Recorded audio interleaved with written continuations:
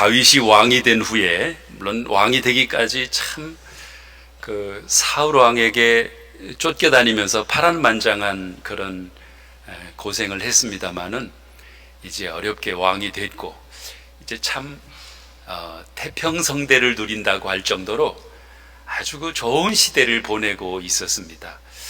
다시 전쟁이 있었는데 이제는 거의 전쟁이 거의 끝나갈 상태입니다. 그 암몬족 속에 왕이 거하는 성만, 이제 그 성만 정복하면 됩니다. 이제 마지막 그 전쟁을 가는데, 요압 장군, 이스라엘의 2인자로 볼 수 있지요. 요압 장군에게 전체 군사를 맡겨서 이 전쟁에 임하게 했습니다.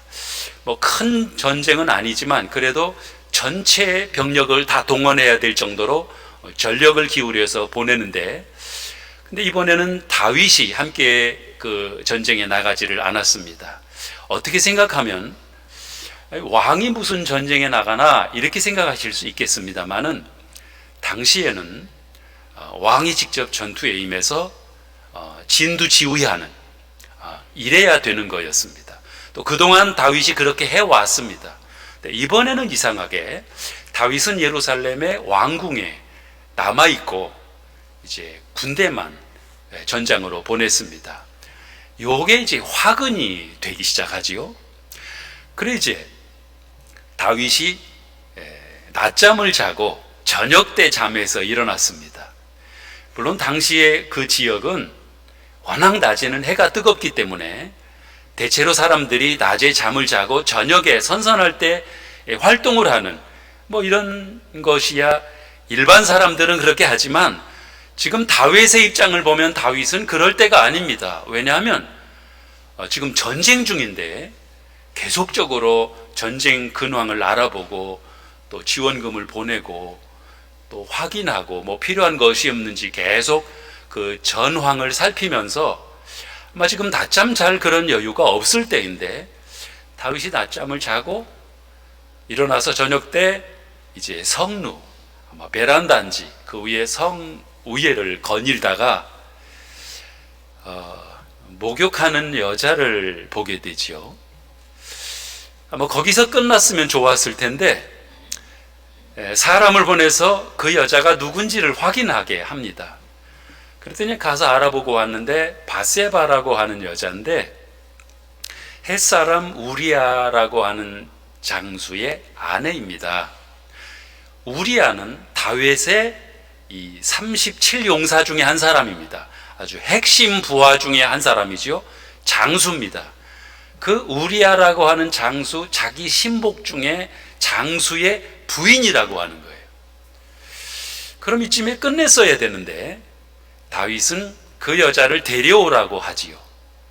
그리고는 동침하고 그리고 돌려보냈습니다.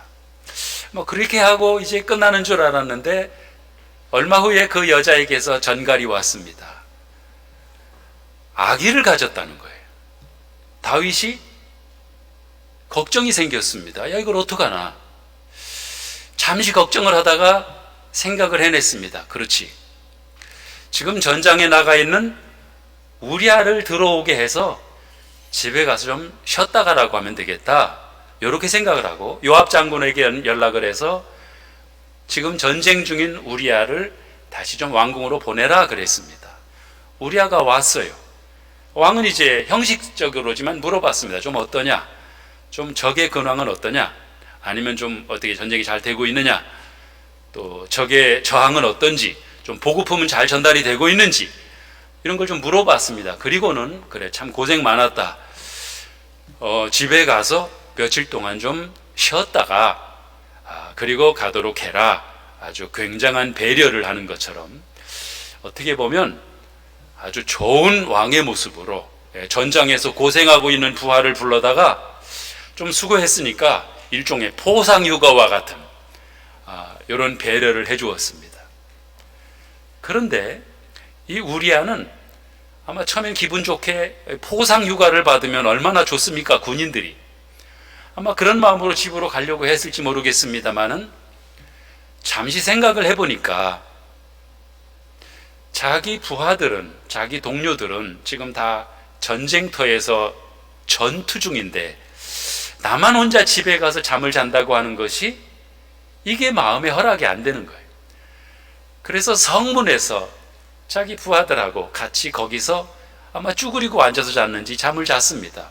왕이 보니까 집에 안 가고 성문에서 잔 거예요. 왜 여기서 자느냐? 집에 가서 자야지. 그랬더니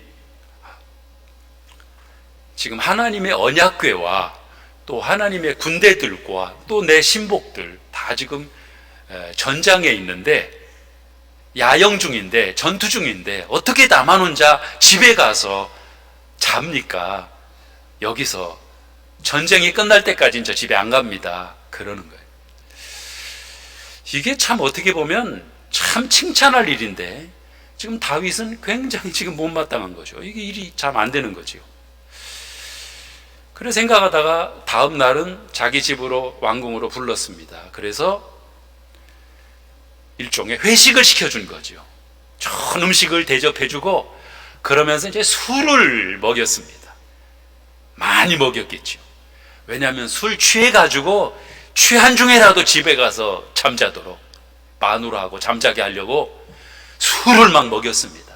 얼마나 먹였겠어요. 그래도 이 우리아가 바보같이 술에 취해서도 집에 안 가고 성에서 자는 거예요. 안 되잖아요, 이게. 그렇다고 강제로 집으로 끌어갈 수도 없고. 그래서 할 수 없이 아마 이 다윗이 굉장히 고민을 한 것 같습니다. 야, 이걸 어떻게 하나, 이거를. 왜냐하면 여러분 생각을 해보십시오.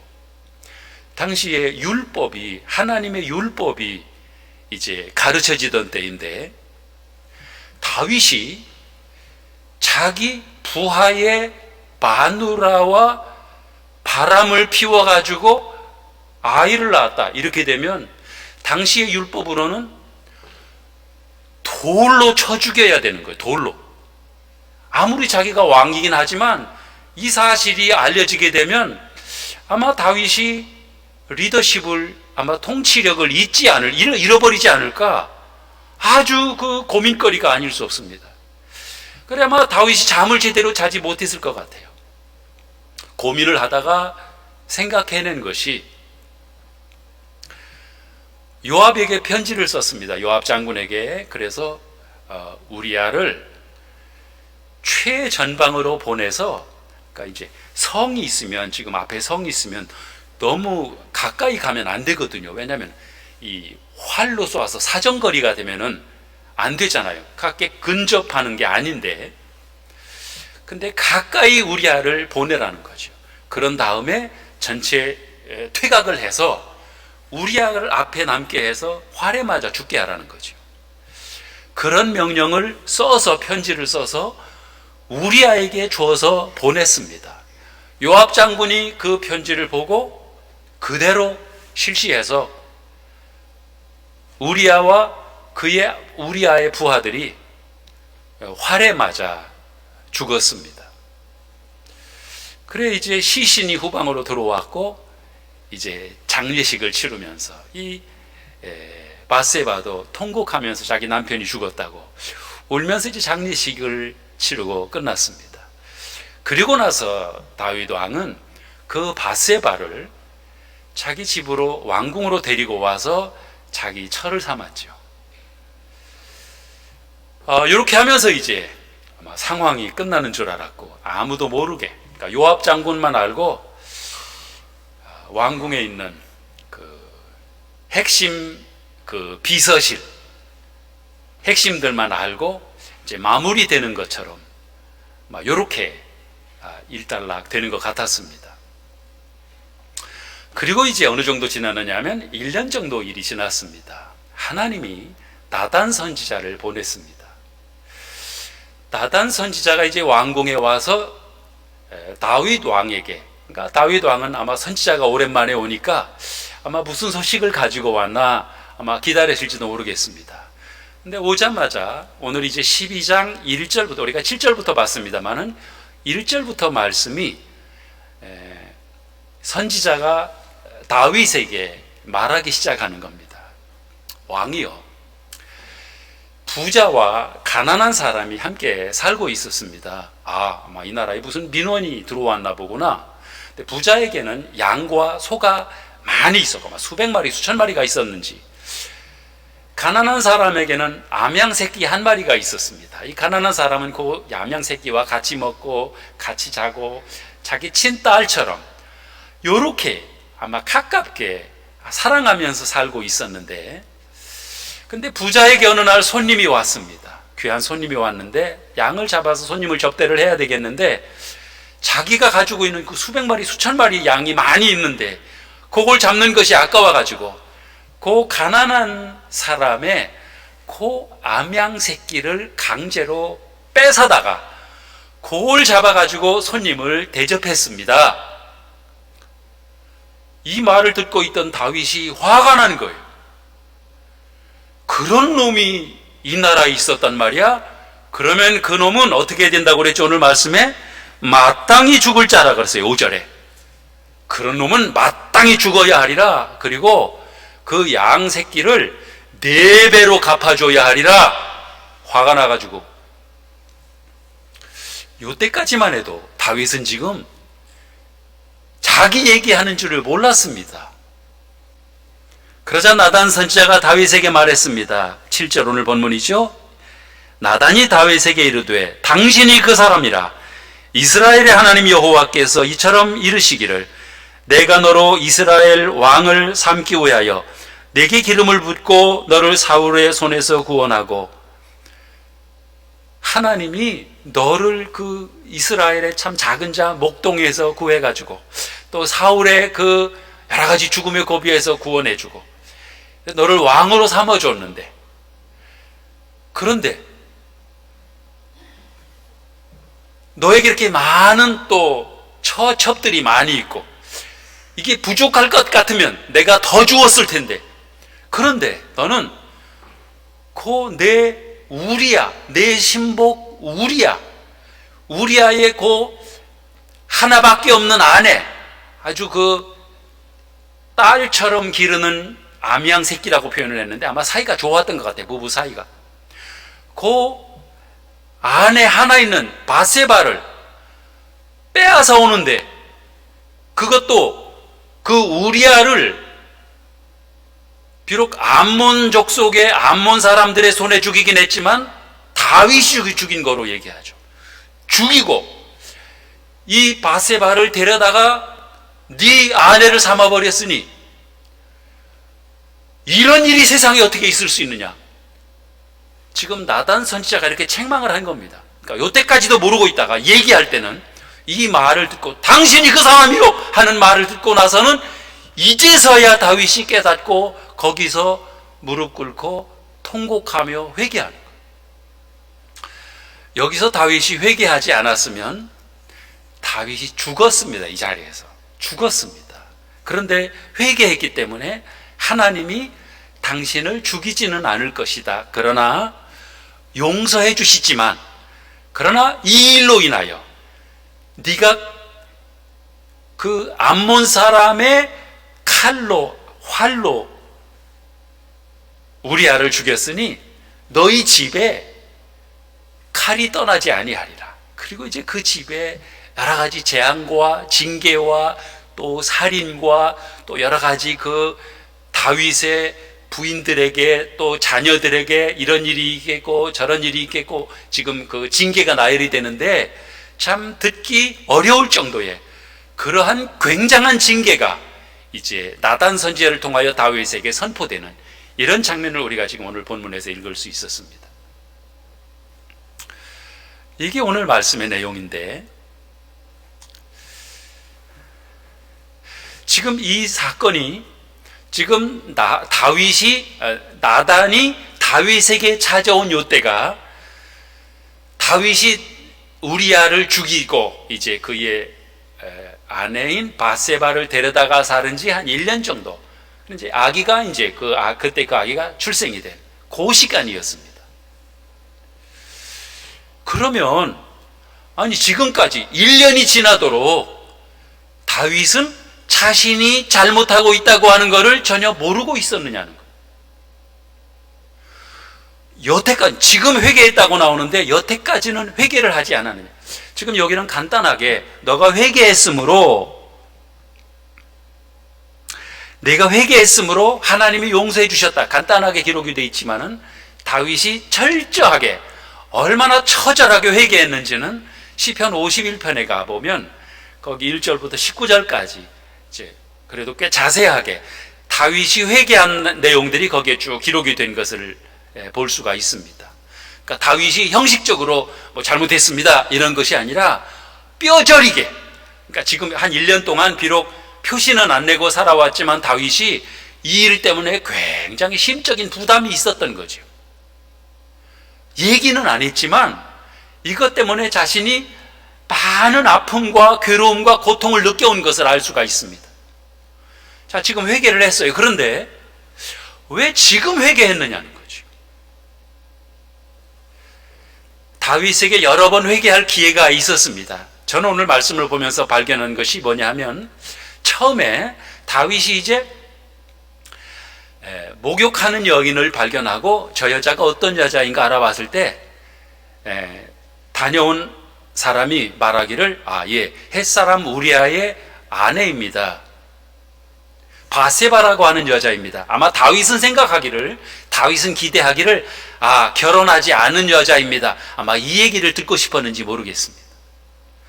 근데 하필이면 자기 신복 우리아의 아내라고 하는 거예요. 그러면 이쯤에서 그렇구나, 내 신복의 아내면 안 되지, 내가 데려오면 안 되지 하고 거기서 멈췄어야 되는 거예요.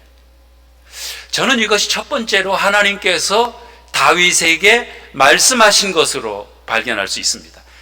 말씀하지 않으신 게 아니에요. 하나님이 다윗에게 말씀하신 겁니다.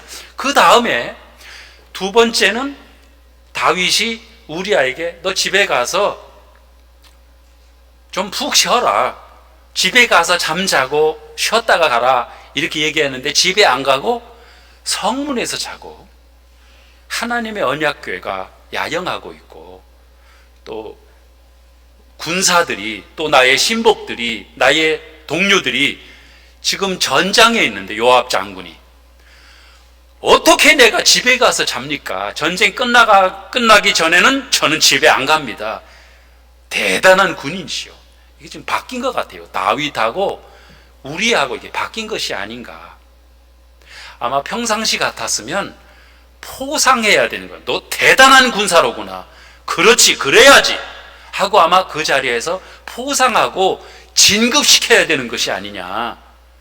그런데 다윗은 이게 지금 이게 왜 이게 안 되네, 이게 아닌데 이 녀석이 왜 말을 안 듣지? 요때도 다윗이 깨달아야 되는 때라는 거죠. 하나님이 저는 두 번째로 다윗에게 깨닫게 하신 거예요. 그렇구나, 이때라도 다윗이 정신 차리고 그렇지, 내가 이렇게 하면 안 되지 깨달아야 되는데 요때도 깨닫지 못하고 그 다음에는 다윗이 고민하다가 이 우리아를 죽이를 전략을 짜는 거예요. 어떻게 이런 생각을 하는가. 여기서 대단히 실망을 하게 되는 거예요. 어떻게 이럴 수 있나. 여러분, 다윗이 어떤 사람이죠? 다윗은 이스라엘 백성들이 가장 존경하는 왕 중에 하나입니다. 우리도 그당 안에 봤잖아요. 사울하고 비교해보면서 사울은 천천히요, 다윗은 만만히로 달 때 사울은 속이 좁아가지고 그것 때문에 다윗을 시기하고 죽이려고 했는데 다윗은 그래도 마음이 넓은 자였고, 다윗은 심지어는 왕의 옷을 조금 자르는 것도 양심의 가책이 돼가지고 그걸 자르고도 회개하고 뉘우치던 이런 다윗이었는데 지금 다윗이 완전히 달라진 것. 어떻게 다윗이 이런 생각을 할 수 있었을까? 어떻게 다윗이 자기의 신복 우리아를 죽이고 그의 아내를 빼앗아올 생각을 했을까? 상상도 안 되는 일이죠. 여러분, 죄라는 것이 바로 이거라는 거예요. 죄라는 것이. 죄가 이렇게 무서운 거라고 하는 거예요. 되게 이런 말씀을 보면 그런 얘기를 들었습니다. 부부가 앉은 분들은 되게 부인이 남편의 허벅지를 꼬집으면서 여보 잘 들어요. 당신도 조심하라고. 이렇게 얘기들을 한답니다. 그런데 여러분, 남편들만 조심해야 되나요?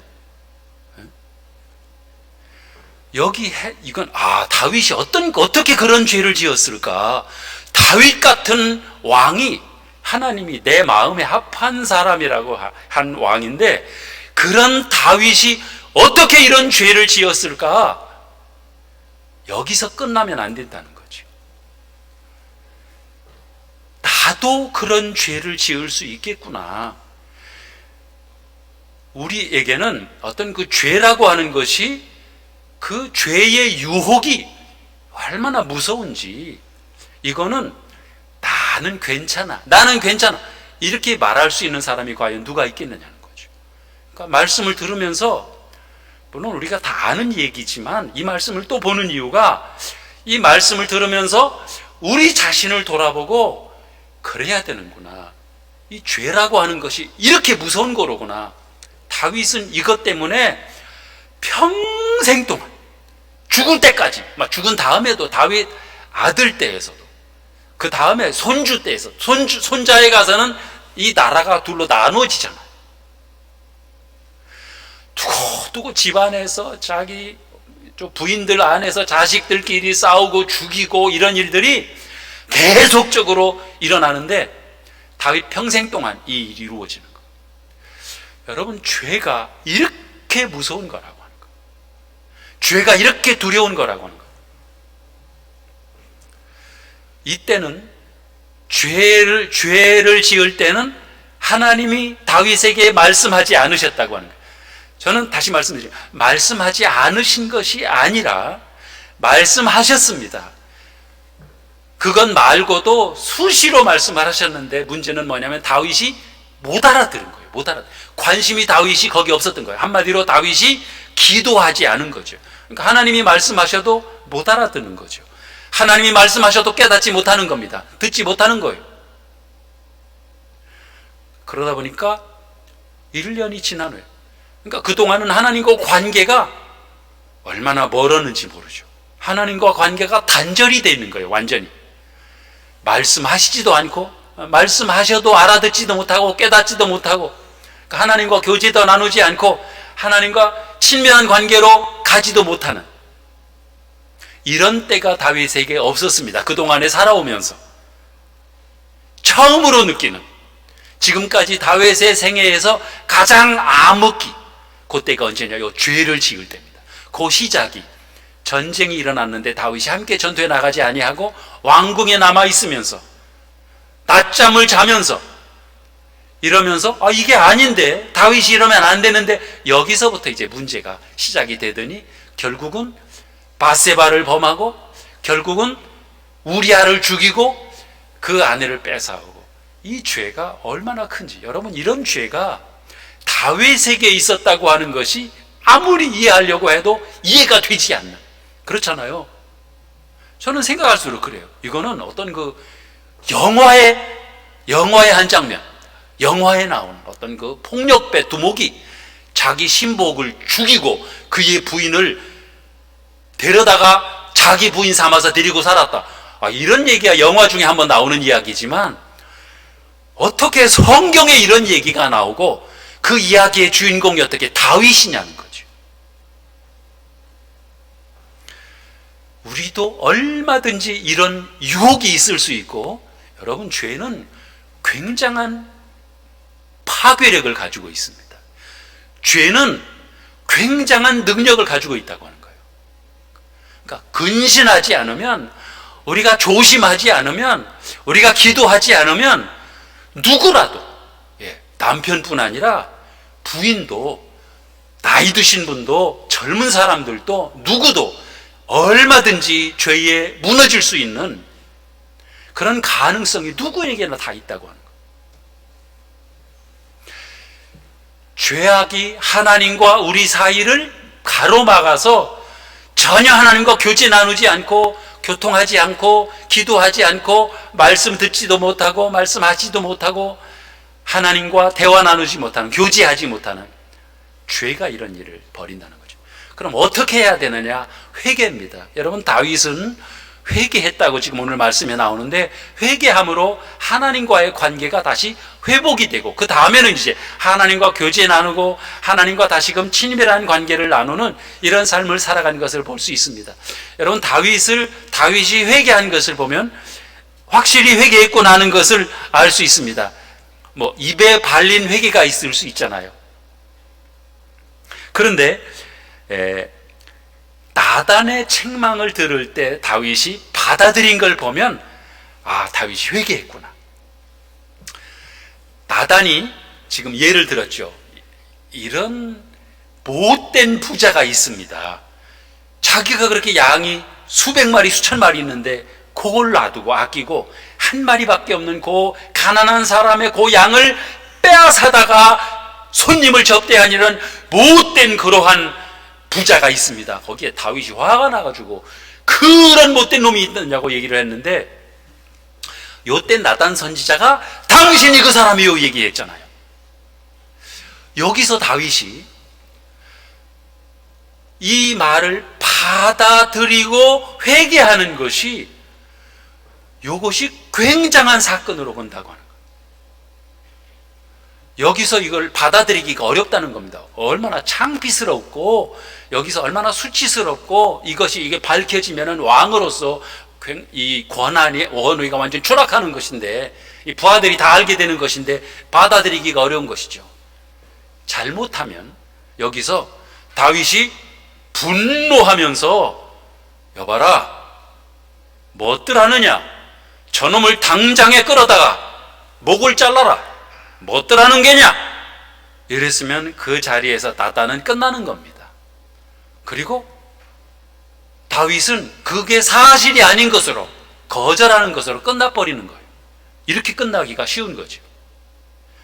근데 다윗이 거기에서 그 사실을 받아들이는 거예요.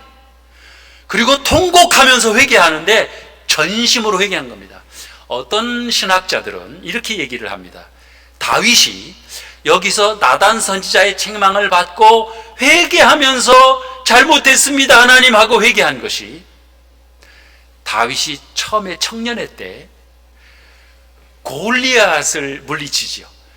골리앗이 하나님을 욕하고 저주할 때 어떻게 저런 못된 놈이 다 있느냐 그래가지고 다윗이 혼자서 무장도 하지 않고 나가서 골리앗을 향해서 뛰쳐나가서 물맷돌로 골리앗을 상대해서 골리앗을 죽이는 장면이 있는데, 거기서 그 적장 골리앗을 향하여 달려나가던 그 용맹, 그 다윗의 용맹스러움보다 여기서 나단 선지자의 책망을 받아들이고 회개하는 이 용기가 더 큰 용기였다고 하는 거예요. 이건 아무나 할 수 없는 대단한 용기라고 하는 거죠. 다윗이 역시 비록 죄 때문에 한 1년 정도 정말 실망스러운 모습으로 죄에 빠져서 허덕이고 실망스러운 모습으로, 그런 처절한 모습으로 빠져들기도 했었지만, 역시 다윗은 다윗이로구나, 여기서 회개하는 모습. 또 한 가지는 다윗이 회개한 것을 저는 무엇을 보면서 발견할 수 있었느냐 하면, 다시는 이 죄를 반복하지 않았다고 하는 거예요. 다윗이 또다시 다른 여자를 데려오려고 그 남편을 죽이고 그 아내를 데려다가 자기 부인 삼았다고 하는 이런 기록이 성경을 그 뒤에 보면 나오지 않습니다. 그런 이야기가 나오지를 않아요.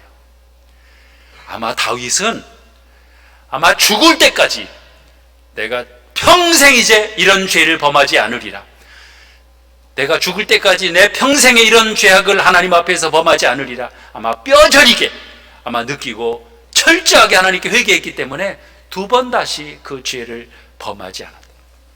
철저하게 회개한 겁니다. 그랬을 때 하나님이 다윗을 용서하시고 다시 회복시켜 주시고, 물론 용서해 주셨어요.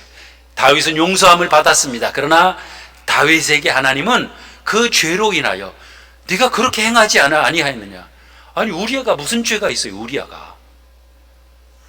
우리아만 죽은 것이 아니라 우리아의 함께 있던 부하들도 아마 수십 명이 되는 것 같은데 같이 죽었다고 하는 거예요. 그들이 무슨 죄가 있느냐는 거예요. 얼마나 억울해요. 뭘 잘못했느냐는 거예요. 그 죄의 값을 다윗에게 갚으시는 거죠. 너에게 이러이러한 일이 너에게 있을 것이다. 그래서 다윗은 평생 살아가면서 이 사실을 끊임없이 기억하면서 사는 것을 볼 수 있습니다. 다윗은 압살롬에게 도망 다니면서 압살롬에게 쫓기면서도 압살롬을 죽이거나 압살롬에게 대항하지 않고 또 도망가는 거예요. 왜 그렇게 했느냐? 다윗의 마음속에는 내가 지금 죄값을 받는 거라는 거예요. 내가 그때 죄 지은 것, 하나님 앞에 번제한 것 때문에 하나님이 지금 압살롬을 통해서 나에게 저렇게 행하는 것인데 누가 압살롬에게 말하겠느냐는 거예요. 자주 말씀드리는 것처럼 또 도망갈 때 시므이라고 하는 노인이 이 다윗에게 참 그 피 흘린 자여, 비루한 자여, 가거라 하면서 조롱을 하잖아요.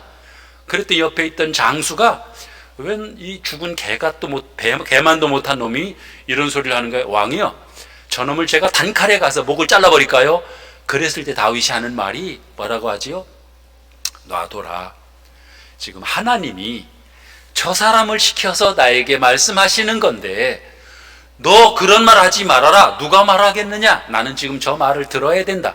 하나님이 시므이를 통해서 내게 말씀하신다는 거로 들어요. 다윗은 다윗의 회개가 얼마나 철저했으면 지금도 하나님이 다윗 저 사람을 통해서 내게 말씀하신다. 계속적으로 하나님의 음성을 듣고 있는 거죠. 이게 다윗의 회개였습니다. 어떻습니까? 여러분들이 하나님 앞에서 회개해야 될 것이, 내가 회개하지 못한 것이 내게 남아있는 죄들이 무엇이 있는가 돌아보시고 우리 하나님 앞에 철저히 회개하심으로 우리 하나님과의 관계가 어두운 관계, 말씀하시지 않는 관계, 말씀하셔도 알아듣지 못하는 관계, 이런 관계로 살아가는 것이 아니라 우리 하나님과 친밀한 관계, 아름다운 관계, 복된 관계로, 사랑스러운 관계로, 그런 관계로 우리 하나님 앞에서 살아가는 그런 우리 복된 성도님들이 다 되시기를 우리 주님의 이름으로 축복합니다. 기도하겠습니다.